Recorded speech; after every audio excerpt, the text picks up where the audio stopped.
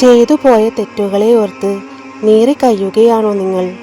ഞാൻ ഒരുപാട് പാപങ്ങൾ ചെയ്തു, ഇനി എനിക്ക് അള്ളാഹുവിൻ്റെ അടുക്കൽ സ്ഥാനമുണ്ടോ എന്ന് നിങ്ങൾ ചിന്തിക്കുന്നുണ്ടോ? എങ്കിൽ ഈ സന്ദേശം നിങ്ങൾക്കുള്ളതാണ്. മനുഷ്യർക്ക് നമ്മളെ മടുക്കും.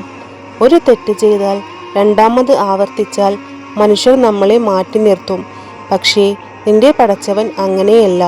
അള്ളാഹു പറയുകയാണ്, എൻ്റെ ദാസന്മാരെ, നിങ്ങൾ സ്വന്തം ആത്മാക്കളോട് അതിക്രമം പ്രവർത്തിച്ചിട്ടുണ്ടെങ്കിലും അള്ളാഹുവിൻ്റെ കരുണയിൽ നിങ്ങൾ നിരാശരാകരുത്.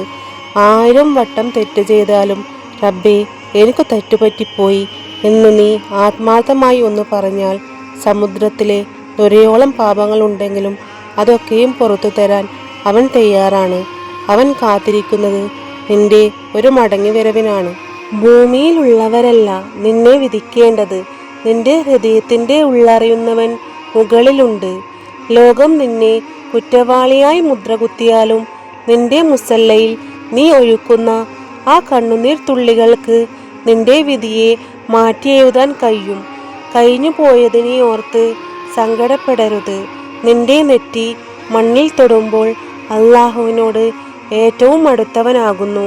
ആ നിമിഷം നിന്റെ ഹൃദയഭാരം അവൻ ഇറക്കി വയ്ക്കുക. ഇന്നാണ് നിന്റെ ദിവസം. നാളെ എന്നൊന്ന് നമുക്കുണ്ടായെന്ന് വരില്ല. ഈ നിമിഷം അവനിലേക്ക് മടങ്ങുക. മനസ്സിന് വലിയൊരു സമാധാനം ലഭിക്കുന്നത് നിനക്ക് അനുഭവപ്പെടും.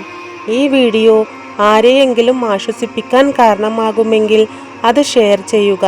അള്ളാഹു നമ്മുടെ എല്ലാവരുടെയും പാപങ്ങൾ പുറത്തു തരട്ടെ. ആമീൻ യാ റബ്ബൽ ആലമീൻ.